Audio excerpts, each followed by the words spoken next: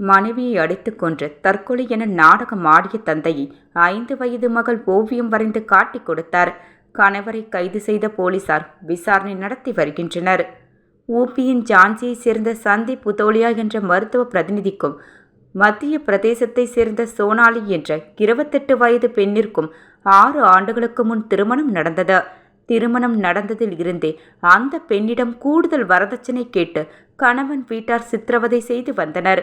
மாப்பியின் திகம்கார் என்ற இடத்தைச் சேர்ந்த சஞ்சீவ் திரிபாதி தன் மகளிடம் வரதட்சணை கேட்டு துன்புறுத்திய மருமகன் வீட்டார் மீது போலீசில் புகார் அளித்தார். போலீசார் விசாரித்து வந்தனர். இந்நிலையில் கடந்த திங்கள் இரவு ஜான்சியில் இருந்த சோனாலி தூக்கிட்டு தற்கொலை செய்து கொண்டதாக கணவர் வீட்டார் தெரிவித்தனர். அதை நம்பாத சஞ்சீவ் திரிபாதி மற்றும் உறவினர்கள் ஊபி மருத்துவமனையில் கணவர் வீட்டாருடன் தகராறில் ஈடுபட்டனர். அவர்கள் தன் மகள் சோனாலியை அடித்து கொன்றதாக கூறினர். இதனால் இந்த விவகாரம் போலீசுக்கு சென்றது.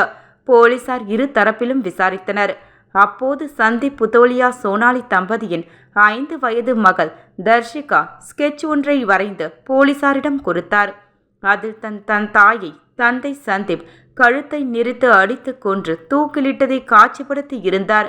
அந்த ஓவியத்தின்படி விசாரணை நடத்திய போலீசார் முதல் குற்றவாளியான அந்த பெண்ணின் கணவர் சந்தீப்பை கைது செய்தனர். அவரின் தாய் வினிதா, மூத்த சகோதரர் கிருஷ்ணகுமார், இறந்த பெண்ணின் நாத்தனார் மனிஷா மற்றும் அடையாளம் தெரியாத சிலர் மீது வழக்கு பதிவு செய்து விசாரித்து வருகின்றனர்.